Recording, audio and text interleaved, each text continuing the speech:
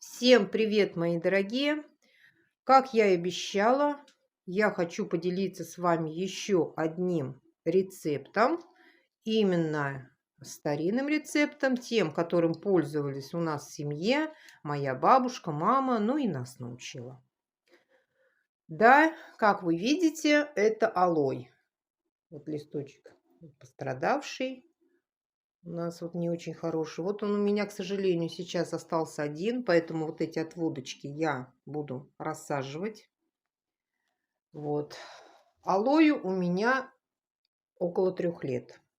Вот он как раз хорошо подойдет именно для вот этого рецепта. Но делать я его сейчас не буду, так как у меня, во-первых, самая основная причина то, что аллергия на мед у моих близких. Поэтому воспользоваться мы не сможем этим рецептом. Вот.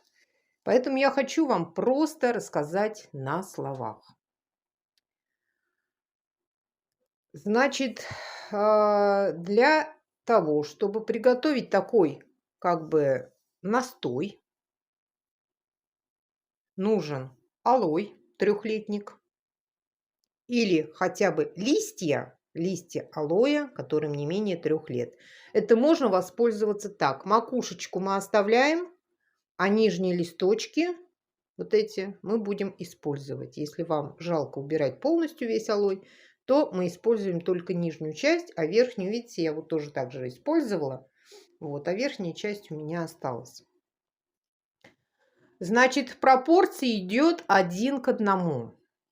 Листья алоэ срезаем, убираем на сутки в холодильник, намываем холодной водой проточной и убираем в холодное место на сутки. Затем через сутки начинаем готовить. Пропускаем их через мясорубку. Например, такой пропорции. Стакан. Вот у вас сколько получилось алоэ. Я, исходя из алоэ, это всегда делаю. Вот. Стакан алоэ получилось. Потом берете сюда же стакан меда. Меда любого. Можете там липовый, гречичный, любой цветочный, любой мед. Также можно брать любой, или жидкий он идет, или уже как бы засахаренный. Любой, все равно, какой у вас есть. Стакан меда. В общем, на сколько у вас алоэ, столько кладете меда. И столько же когор. Когор, конечно, лучше покупать натуральный, хороший когор. Вот все в равных пропорциях соединяете, заливаете в темную стеклянную бутылку и убираете в темное место на месяц.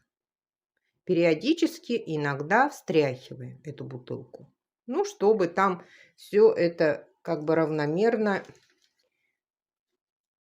происходил вот этот процесс. Вот.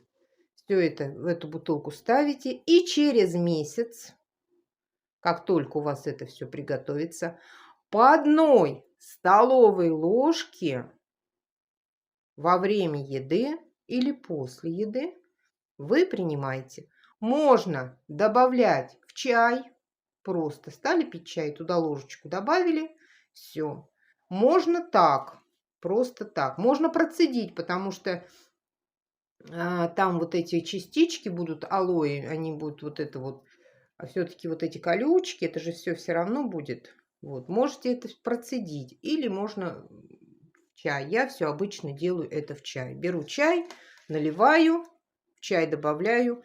Очень хорошее средство, во-первых, от простуды, от кашля, от каких-то вирусов, которых сейчас немереное количество. Вот.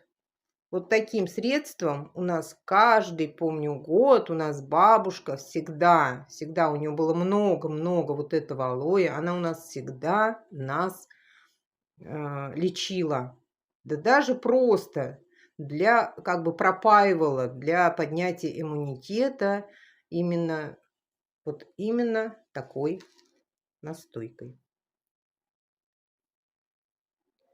Вот, дорогие мои. Только единственное, как я уже и говорила, если у кого-то аллергия на мед, такой рецепт, конечно, не подойдет. Мне как-то писали, я снимала уже такой ролик именно с приготовлением этого настоя. Мне говорили, что можно заменить сахаром. Но этот ролик вы не найдете у меня на канале, я снимала его давно. И уже на другом у меня был канале, который сейчас я удалила. По не моим причинам, а просто мне пришлось. Вот. Что заменить можно сахарным сиропом. Дорогие мои, попробуйте. Может быть, я не пробовала, говорю сразу, но говорят, что это тоже эффективно. Варите сироп, нужно обязательно его сварить, и холодный сироп заливаете вместо меда. Можно попробовать и так. Ой, мой красавчик. Сейчас я ему листочки помою, оботру.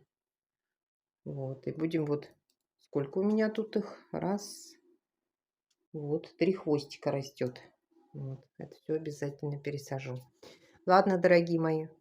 Спасибо всем, кто подписывается на мой канал. Подписывайтесь, ставьте лайки. Пишите мне в комментариях, если что-то вам интересно. Всем пока. Увидимся в следующем видео.